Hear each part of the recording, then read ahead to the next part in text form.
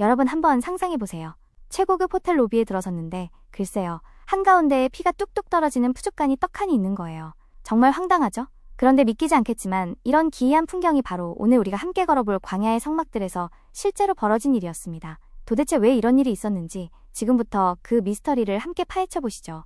자, 이 이야기를 제대로 느끼려면요. 우리가 함께 그 시간 속으로 들어가 봐야 합니다. 지금부터 저는 광야 한복판에 서 있는 한 사람이라고 생각해 주세요. 매일같이 마주하는 이 혹독하고 또 지독하게 단조로운 현실, 그 속으로 말이죠. 광야! 눈을 떠도 눈을 감아도 보이는 건 정말 끝없이 펼쳐진 이 황량한 땅뿐이에요. 어제나 오늘이나 똑같고 내일이라고 다를까요? 그 막막함이 그냥 온몸을 짓누르는 것 같아요. 쉴 새 없이 불어오는 이 메마른 모래바람. 입술은 바삭바삭 마르고 눈은 뻑뻑해서 제대로 뜰 수도 없어요. 이 바람 속에는 그냥 먼지만 있는 게 아니에요. 어쩌면 우리의 한숨까지 뒤섞여 있는 것 같네요. 이 거대한 텅 빈 공간에서 살아있는 거라고는 저기 저 가시도 친 아카시아 나무 몇 그루가 전부예요. 앙상하게 마른 가지들이 꼭 이 척박한 땅의 뼈처럼 보이지 않나요? 그런데 어느 날이었어요. 저 멀리 이 혼란스러운 우리 진영 한가운데 정말 말도 안 되는 게 눈에 들어온 겁니다. 이 사막 풍경이랑은 뭐랄까 완전히 다른 세상의 것 같은 새하얀 장막으로 둘러싸인 공간이었죠. 정말 극과 극이었어요.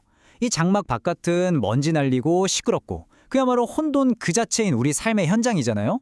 그런데 저 하얀 장막 안은 고요한 침묵이 흐르는 정말 티끌 하나 없는 완벽한 순백의 공간이었어요.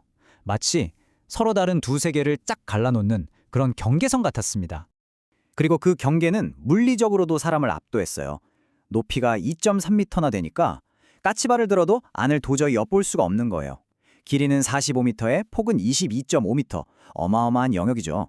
고운 세마포로 만들어진 저 하얀 벽이 마치 온몸으로 말하는 것 같았어요.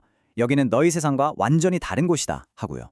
저는 당연히 생각했죠. 저렇게 거룩한 곳이라면 들어가는 문도 엄청 엄격하고 뭔가 위압적일 거라고요. 그런데 동쪽으로 조심스럽게 다가가 보니까 제 생각이 정말 완전히 틀렸더라고요. 문이 있긴 있었는데요, 세상에. 그 폭이 무려 9m나 되는 거예요. 이건 막으려고 만든 문이 아니잖아요. 누구든지 들어오라고 이렇게나 활짝 발을 벌리고 있는 거대한 환영의 문이었어요.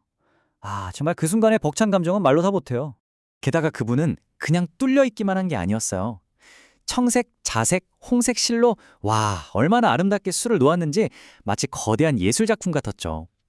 그 화려한 색깔들을 보니까 이런 마음이 들더라고요. 이 거룩한 공간이 우리를 심판하려는 게 아니구나. 오히려 우리를 따뜻하게 초대하고 있구나 하고요. 그렇게 설레는 마음으로 문을 통과한 바로 그 순간 저는 그 자리에 그냥 얼어붙고 말았습니다. 코를 훅 찌르는 피비린내, 그리고 뭔가 타는 냄새. 제 눈앞에 나타난 건 바로 노수로 만들어진 거대한 제단이었습니다. 머릿속에 정말 복잡해졌어요. 아니, 잠깐만. 이렇게 거룩하고 아름다운 공간에 들어서자마자 처음으로 마주하는 게 왜 하필 불과 피, 그리고 죽음의 현장인 거죠? 도대체 왜? 이 질문이 머릿속을 떠나질 않는 거예요. 가까이서 본 그 제단은요, 가로 세로가 각각 2.3m 정도 되는 아카시아 나무 상자를 노수로 전부 감싼 형태였어요. 네 모퉁이에는 뿔이 솟아 있었고 그 위에서는 매일같이 짐승들이 제물로 불태워지고 있었습니다.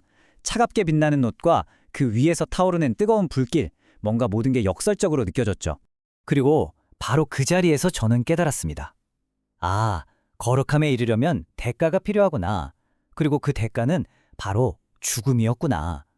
그런데요, 이 제단은 제가 죽는 곳이 아니었어요. 바로 나 대신 죄 없는 동물이 그 죽음의 대가를 치르는 곳이었죠. 핵심은 바로 이거였어요. 대속. 내가 죽어야 할 그 자리에 대신 생명이 주어지는 기적의 장소, 바로 여기였던 겁니다. 그걸 깨닫는 순간 그냥 티비린내 나는 푸주간처럼 보였던 이곳이 완전히 다르게 보이기 시작했습니다. 여기엔 잔인한 심판의 장소가 아니었어요. 나를 살리기 위해서 기꺼이 다른 생명을 내어주는 그야말로 맹렬하고 지독한 사랑의 증거였던 겁니다. 정말 숨이 멎을 것 같은 사랑의 현장이었죠.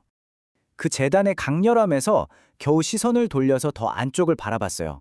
그랬더니 저기 성막 본체에서 은은한 빛이 새어나오고 있더라고요.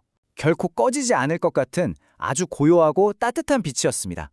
알고 보니까 이 빛은요, 제사장인 아론과 그의 아들들이 순수한 감람류를 써서 저녁부터 아침까지 절대로 꺼트리면 안 되는 등불의 빛이었어요. 우리 200만 백성이 모두 잠든 그 깊고 어두운 밤에도 저 빛만큼은 홀로 성소를 환하게 밝히고 있었던 거죠. 이 꺼지지 않는 불꽃은 그냥 빛이 아니었어요. 그건 하나의 약속이었습니다. 우리 모두가 잠든 가장 깊은 어둠 속에서도 당신을 향한 돌보심은 단 한순간도 꺼지지 않는다는 약속 말이에요. 어쩌면 이 척박한 광야를 우리가 버텨낼 수 있었던 진짜 힘은 바로 저 약속에서 나온 게 아닐까요? 피 묻은 제단, 그리고 꺼지지 않는 등불. 이토록 무겁고 또 거룩한 일을 과연 누가 감당할 수 있을까요? 다음 시간에는 이 죽음의 경계선을 넘나들면서 이 모든 일을 우리 백성을 대신해 감당해야만 했던 존재, 바로 대제사장의 비밀을 함께 파헤쳐 보겠습니다.